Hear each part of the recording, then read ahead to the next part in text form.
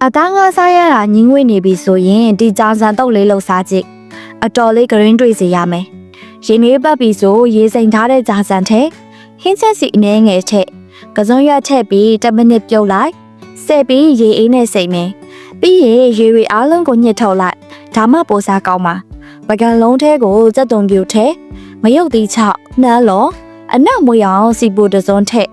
အရသာအတွက်စားတကြားပင်းငပြားရဲ့အကြီးရှက်လက်ကားရည်နဲ့နှမ်းစီအနေငယ်ထက်ဒီလိုပုံစံအယောနောနေတာဆိုရင်ဘာကိုပဲတုတ်စားစားအဆင်ပြေတယ်ဆက်ထားတဲ့ sauce ထည့်ပြီးတမအောင်နယ်လိုက်ရင်စားလို့ရပါပြီချိုချင်ဆက်အရသာလေးမို့လူတိုင်းကြိုက်ကြပါတယ်လူချင်းမင်းတို့တေချာကြည့်ထားကြနော်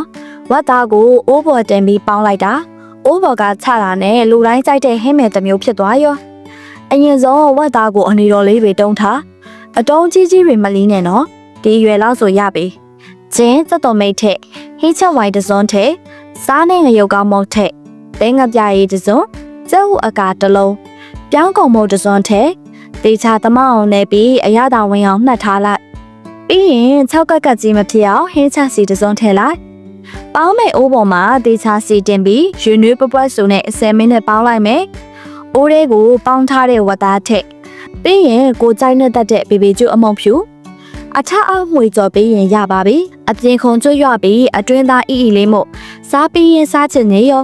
လူချင်းမင်းတို့လည်းအိမ်မှာလိုက်လို့စားကြည့်ကြနော်ဒီကစုံ cheese pudding ကိုဘသူကများညင်းစုံနိုင်မှာလဲ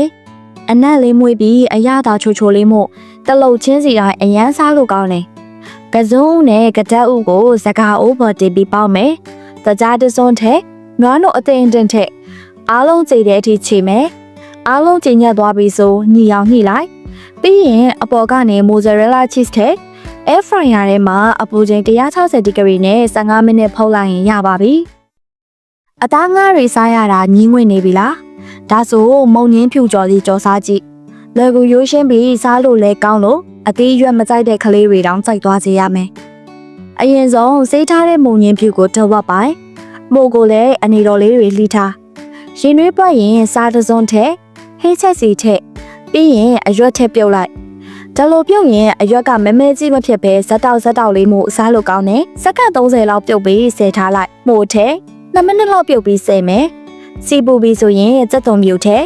အနက်လေးမွေးလာတဲ့အထိကြော်ပြီးပြုတ်ထားတဲ့အရွက်နဲ့မှုထက်အရသာအတွက်စားနဲ့ကြက်သားမုံထက်ပန်းငပြားရည်အကြီးခရူးစီထက်မီးပြင်းပြင်းနဲ့အရသာနှက်အောင်မှွေကြော်မယ်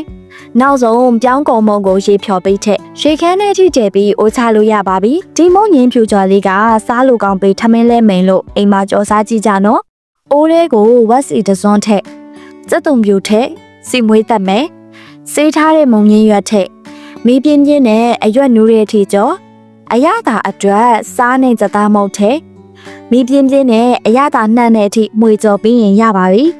အရန်စားကောင်းလို့ခလေးကောလူကြီးကောကြိုက်ကြတယ်